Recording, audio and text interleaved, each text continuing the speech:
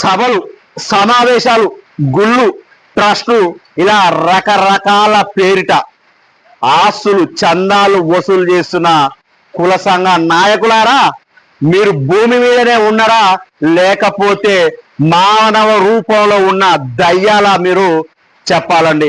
ఎందుకు అంటే మీరు వసూలు చేసే చందాలు ఎవరికి చేరుతున్నాయి, ఏ సామాజిక కార్యక్రమాల కోసం మీరు ఉపయోగిస్తున్నారో చెప్పగలరా? ఎందుకు అంటే సిరిసిల్లలో నిన్నగాక మొన్న ఒక నవీన్ అని ఒక వ్యక్తి చనిపోయాడు, వారం రోజుల కింద ఒక విఠల్ అని ఒక వ్యక్తి చనిపోయాడు, దుబ్బాకలో మరో ఒక వ్యక్తి చనిపోయాడు. ఇలా చెప్పుకుంటూ పోతూ ఉంటే ఈ వారం 10 రోజులనే ఇంతమంది ఆత్మహత్యలు చేసుకుంటుంటే మరి ఈ సంఘం నాయకులు ఏడవీకపోయిరు. ఈ సందర్భంగా వారిని ప్రశ్నిస్తున్నానండి. ఎందుకు అంటే అఖిల భారత మహాసభలు నిర్వహించారు, కోట్ల ఖర్చు పెట్టి. మరి అటువంటి అఖిల భారత మహాసభలు నిర్వహించారు, ఐక్యత చూపించారు, కానీ ఆత్మహత్యలు చేసుకోకుండా ఎందుకు ఆపలేకపోతున్నారు? అటువంటి నిరుపేద పద్మశాలీలు ఆత్మహత్యలు చేసుకోకుండా వీళ్ళు ఎందుకు అవేర్నెస్ క్యాంపులు చేయలేకపోతున్నారు? ఈ దొంగలు నేను ప్రశ్నిస్తున్నానండి. ఇరావతి అనిల్ కుమార్ గారి దగ్గర దాదాపు 25-26 లక్షల రూపాయల చందాలు వసూలు చేశారు. అటువంటి నాయకులు ఉన్నారు మన దగ్గర. చాగంటి నరేంద్రనాథ్ గారు లాంటి వారు ఉన్నారు, కర్ణాటి మనోహర్ లాంటి నాయకులు ఉన్నారు.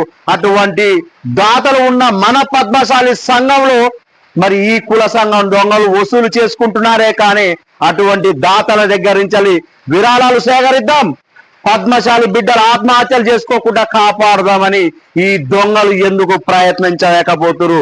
కేవలం వీళ్ళకు ఒక రాజకీయ పదవులు తప్ప విజిటింగ్ కార్డులు పెట్టుకుంటానికి ఒక పదవులు కావాలి, లేకపోతే పెన్లం మొగుళ్ళను విడదీయాలంటే ఒక పెద్దరికం కావాలి, దానికి ఒక పదవి కావాలని ఈ దొంగలు ప్రయత్నిస్తున్నారే కానీ నిరుపేద పద్మశాలను ఆదుకుంటానికి ఈ దొంగలు పనిచేస్తున్నారా?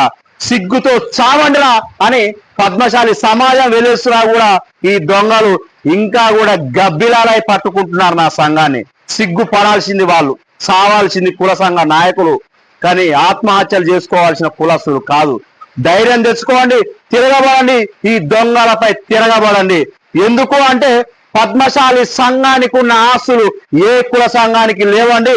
కేవలం మీరు ఒక హైదరాబాద్నే చూసుకోండి, నారాయణగూడ భవనం ఉంది, కొంపల్లిలో ఒక కొన్ని ఎకరాల స్థలం ఉంది, వెస్ట్ మారేడుపల్లిలో ఉంది, ఇక చెప్పుకుంటే కాటేదాన్లో ఉంది, మల్కాజ్గిరిలో ఉంది. ఇలా కోట్ల రూపాయల విలువైన ఆస్తులు మన పద్మశాలి సంఘాలకు ఉన్నా కూడా ఆత్మహత్యలు ఎందుకు జరుగుతున్నాయంటే